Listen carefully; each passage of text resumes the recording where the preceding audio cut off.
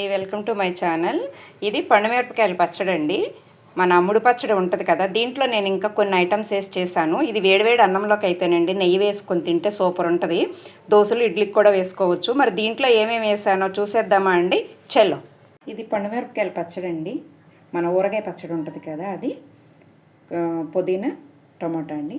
ముందుగా మనము పుదీనా కడిగి పెట్టుకొని తరిగేసి వేసుకోవాలండి. సిమ్లో పెట్టి వేపాలి. ఇది వేగిందండి, తీస్తాను. ఇప్పుడు టమాటాస్ వేయాలండి. ఆయిల్ వేసి కొంచెం పసుపండి, అంతే. ఇది ఆయిల్లో మగ్గాలి. చూసారు కదండి, 3 టమాటాలు వేపేసుకున్నాను ఆయిల్లోని. పుదీనా వేపుకున్నాను. ఇది ముడి పచ్చడి అండి. పండుమిరపకాయల్లోని చింతపండును ఉప్పేసి తొక్కి పెట్టేస్తారు. అవసరమైనప్పుడు మిక్సీ వేసుకుంటారు. ఇది దోశల్లోకి ఇడ్లీలోకి కూడానండి. ఈ పచ్చడిలో కొంచెం వాటర్ కలిపితే పలచగా వస్తుంది, అలా కూడా వాడతారు. నేను ఈ మూడింటిని కలిపి ఇప్పుడు నేను మిక్సీ వేసేస్తానండి. ఫస్ట్ ఇది పండుమిరపకాయల పచ్చడి వేసేస్తున్నానండి. తర్వాత ఇదండి వెల్లుల్లిపాయలు కూడా వేస్తున్నానండి. వెల్లుల్లిపాయలు ఎక్కువ వేస్తే పచ్చడిలో బాగుంటుంది.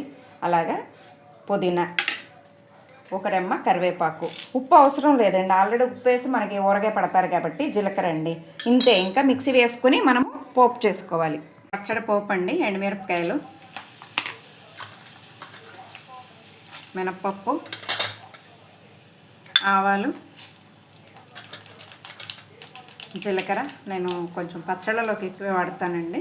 చూసారా, మళ్ళీ దంచి పెట్టానండి, స్మెల్ బాగుంటుంది పచ్చడికి. ఇంతేనండి. కరివేపాకు వేసేసి మంచిగా వేగినాకండి పచ్చడి వేసేయాలి, అంతేనండి.